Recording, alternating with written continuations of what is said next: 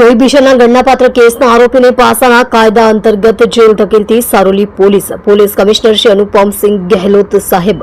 તથા ખાસ police commissioner Shri sector 1 તથા નાયબ પોલીસ કમિશનર શ્રી ઝોન 1 તથા મદદનીશ પોલીસ કમિશનર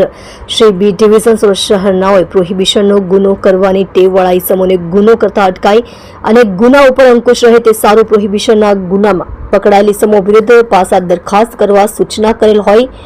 જે સૂચના અને માર્ગદર્શનના આધારે પોલીસ ઇન્સ્પેક્ટર શ્રી એસ.આર. વેકરિયા તથા સર્વેલન્સ સ્ટાફના પોલીસ સબ ઇન્સ્પેક્ટર એસ.આર. રાણા તથા હેડ કોન્સ્ટેબલ ભાવેશભાઈ વાઘજીભાઈ તથા પોલીસ કોન્સ્ટેબલ પરેશભાઈ નાથાભાઈ નાઓને આવા ઇસમો વિરુદ્ધ પાસા દરખાસ્ત તૈયાર કરી મહેરબાન પોલીસ કમિશનર સાહેબ શ્રી સુરત શહેરનાઓ તરફ મોકલી આપવા